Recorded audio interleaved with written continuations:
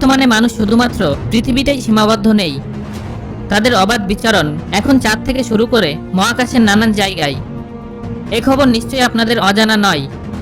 কিন্তু জানেন কি, পৃথিবীতে আজও এমন কিছু জায়গা আছে যা এখনো মানুষের আওতার বাইরে। হ্যাঁ বন্ধুরা, ঠিকই শুনেছেন, এখনো পৃথিবীতে এমন কিছু জায়গা আছে যেখানে কখনো মানুষ পৌঁছাতে পারেনি।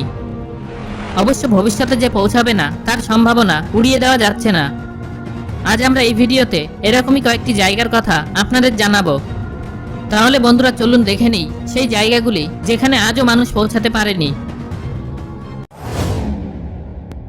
মারিয়ানা খাত, প্রশান্ত মহাসাগর।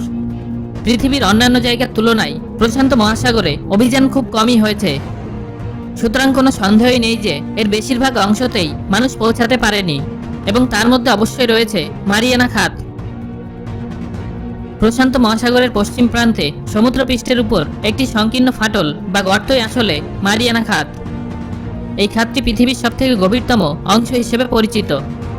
লক্ষ লক্ষ বছর আগে খাতটি সৃষ্টি হয়েছিল। মারিয়ানা খাতের একেবারে দক্ষিণ প্রান্তে অবস্থিত দ্য চ্যালেঞ্জার দ্বীপ। এটি প্রশান্ত মহাসাগরের সবথেকে গভীরতম অঞ্চল। এর মধ্যে প্রায় 20টি আগ্নেয়গিরি রয়েছে। এগুলো তরল সালফারের বুদবুদ সৃষ্টি করে, ফলে সমুদ্রতলের চাপের তুলনায় এখানকার জলজ প্রাণীদের প্রায় 10,000 গুণ বেশি চাপ সহ্য করতে হয়। সিনেমা পরিচালক, অভিযাত্রী ও সমুদ্র সম্পর্কে উৎসাহী জেমস ক্যামেরন তার 2010 সালের অভিযানে সমুদ্রতল থেকে প্রায় 35,756 ফুট নিচে নেমেছিলেন।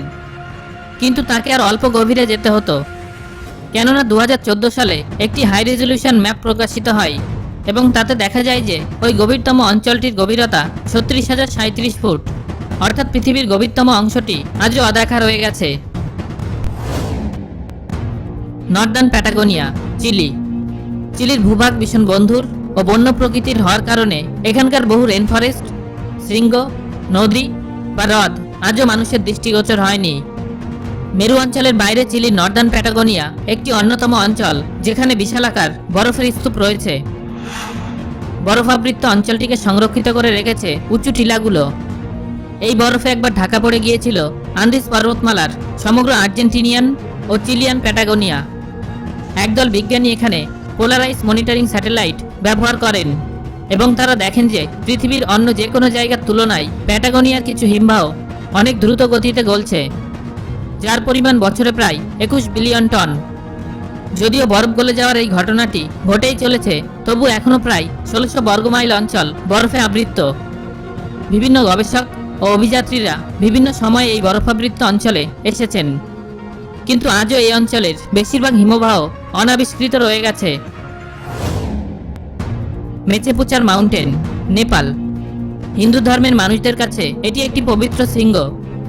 কথিত আছে যে হিন্দুদের প্রধান দেবতাদের মধ্যে অন্যতম মহাদেব অর্থাৎ শিব এই শৃঙ্গে বসবাস করতেন। এই শৃঙ্গটির অপর নাম হল ফিশটেল। একটি নির্দিষ্ট দিক থেকে শৃঙ্গটির আকার ঠিক মাছের লেজের মতো দেখতে লাগে, তাই এরকম নামকরণ করা হয়েছে। পৃথিবীর অন্যতম অনাবিষ্কৃত এই শৃঙ্গটির উপর পশ্চিমী পর্বতারোহীদের লক্ষ্য রয়েছে। তারা এটি জয় করারও চেষ্টা করেছেন। 1957 সালে এই শৃঙ্গের সবথেকে কাছাকাছি পৌঁছেছিলেন ব্রিটিশ অভিযাত্রী উইলফ্রিড নয়েস। তার মতো এত কাছে আর কেউই পৌঁছাতে পারেননি, কিন্তু তৎকালীন নেপালের রাজা তাকে ধর্মীয় সংস্কারকে শ্রদ্ধা জ্ঞাপন করার অনুরোধ করেন এবং এই শৃঙ্গে পা রাখতে নিষেধ করেন। মাত্র 150 ফুট দূরত্ব থেকে নয়েস ও তার সঙ্গীরা ফিরে আসেন। তবে এই পর্বতে চড়ার একমাত্র রেকর্ডটি আজও তাঁরই। বর্তমানে উচ্চতম পর্বতমালাগুলো আরোহণের গুরুত্ব সম্পর্কে সকলেই বোঝেন। বর্তমানে আরোহীরা মাউন্ট এভারেস্টের উপর রীতিমতো দখল করে নিয়েছে। ধর্মীয় বিশ্বাসের জন্য হলেও পরিবেশগত দিক থেকে উপকারও হচ্ছে। সেই কারণেই হিমালয়ের বুকে আদিম শৃঙ্গগুলির মধ্যে একমাত্র এই শৃঙ্গে মানুষের পায়ের ছাপ পড়েনি। Star mountains, Papua New Guinea. Star mountains একটি বিশাল মাউন্টেন রেঞ্জ। এর বিস্তৃতি ইন্দোনেশিয়ার সীমান্ত থেকে শুরু করে হিন্ডেনবার্গ গোয়াল পর্যন্ত। 6000 ফুট উঁচু ও 30 মাইল দীর্ঘ চুনাপাথরের বিশাল মালভূমি এই অঞ্চলটিকে রক্ষা করে। এই দীর্ঘ 30 মাইলের মধ্যে বিচিত্র ও শান্তিপূর্ণ বন্যপ্রাণীদের বাসস্থান গড়ে তুলেছে। এই অঞ্চলে করা একটি সমীক্ষা থেকে জানা গেছে যে এখানে 1100-এরও বেশি প্রজাতির উদ্ভিদ ও প্রাণী বাস করে। যার মধ্যে প্রায় 100টি প্রজাতি বিজ্ঞানীদের কাছে একদম নতুন। এই পার্বত্য অঞ্চলটিকে পৃথিবীর সবথেকে আর্দ্রতম জায়গাগুলির একটি বলে মনে করা হয়। প্রতি বছরে এখানে বৃষ্টিপাতের পরিমাণ 10,000 মিলিমিটারের থেকেও বেশি। নিউ হেব্রিডিস ট্রেঞ্চ, প্রশান্ত মহাসাগর। বন্ধুরা, মহাকাশ অভিযান এখন সচরাচর ঘটনা, তাই না? কিন্তু তার বিপরীতে কটা অভিযানের কথা আপনি শুনেছেন? আজ আমরা হয়তো নক্ষত্র, ছায়াপথ সম্পর্কে অনেকটাই জানি। সে তুলনায় পৃথিবীর নানান সাগর বা মহাসাগর সম্পর্কে আমাদের ধারণা তুলনামূলকভাবে বেশ কম। সারা পৃথিবীতে প্রায় 30টি সমুদ্রখাত আছে এবং তার মধ্যে বেশিরভাগই আছে প্রশান্ত মহাসাগরে। 2013 সালে প্রশান্ত মহাসাগরে অনাবিষ্কৃত হেব্রিডিস ট্রেঞ্চে অভিযানের কথা প্রকাশিত হয়। উচ্চ প্রযুক্তির ক্যামেরার সাহায্যে 23,000 ফুটেরও বেশি গভীরে বসবাসকারী কাস্কিলের প্রাচুর্যের কথা জানা যায়। বিজ্ঞানীদের মতে অন্যান্য গভীর সমুদ্রখাতেও ইলদের দেখা যায়, তবে তার সংখ্যায় খুবই কম। গবেষণা অনুযায়ী প্রশান্ত মহাসাগরের অন্যান্য অঞ্চলের তুলনায় এই খাতের বাস্তুতন্ত্র বেশ আলাদা।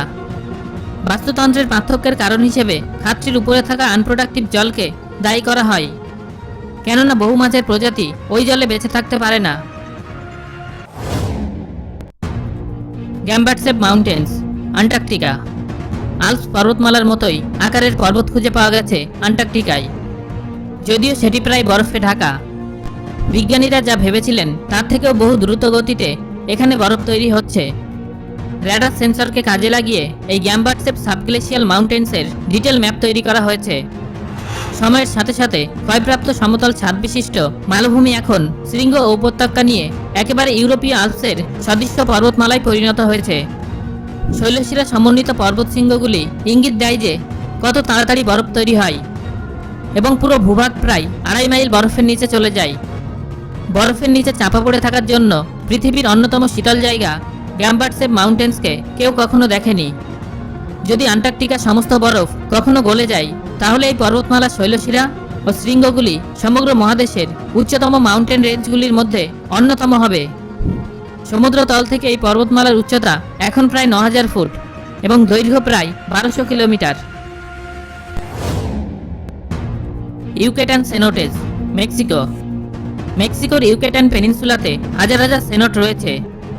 মেক্সিকান উপজাতি মায়ানরা একসময় এই সেনোটগুলিকে পবিত্র কূপ হিসেবে সম্মান জ্ঞাপন করত, যদিও বর্তমানে পর্যটকদের জন্য এগুলো আকর্ষণের বস্তু। ইউকেটানকে ভাগ করা হয় মূলত লাইমস্টোন বেডরকের জন্য। এটি আসলে জলে দ্রাব্য, কেননা হাজার হাজার বছর ধরে জলের সংস্পর্শে থাকলে এটি জলে মিশে যায়। লাইমস্টোন বা চুনাপাথরগুলো ভেঙে গিয়ে কখনো কখনো নিচে থাকা গুহাগুলো ওপেন হয়ে যায়। এভাবেই সেনোটগুলো তৈরি হয়। গুহাগুলো সময়ের সাথে জলে পূর্ণ হয়ে যায় এবং সরাসরি মাটির মাধ্যমেই ফিল্টার হয়। এভাবে লেক আর অসাধারণ নৈসর্গিক দৃশ্যের সৃষ্টি হয়েছে। ইউকেটানে বেশি নদী না থাকায় মায়ান উপজাতির জলের মুখ্য উদ্দেশ্য ছিল সেনোটগুলোই।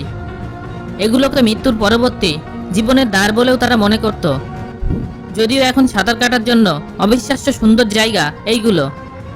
বন্ধুর পার্বত্য অঞ্চলে অবস্থিত হওয়ার জন্য বেশিরভাগ সেনোটে পৌঁছানো এক প্রকার অসম্ভব, এমনকি বন্য প্রাণীরাও সেখানে যায় না।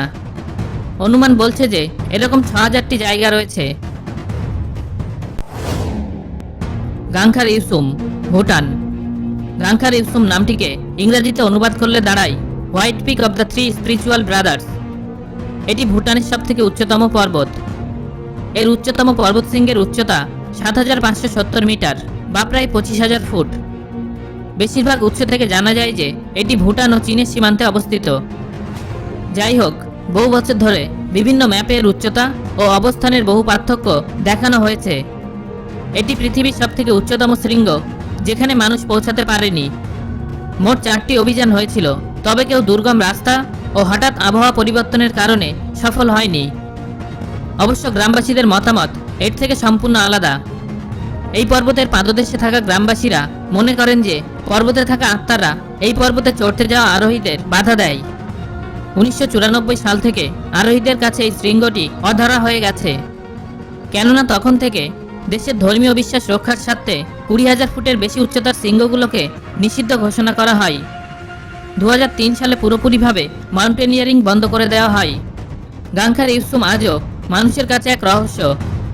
ওখানকার সম্পর্কে নানান ভৌতিক রিপোর্টও আছে। সো বন্ধুরা, আজ আমরা আপনাদের এমন কয়েকটা জায়গার কথা জানালাম যেখানে আজও মানুষ পৌঁছাতে পারেনি। এর মধ্যে কোন জায়গাটি আপনাকে সবথেকে বেশি অবাক করলো কমেন্ট করে আমাকে জানান। আর ভিডিওটি ভালো লাগলে একটা লাইক করুন এবং বন্ধুদের সাথে শেয়ার করুন।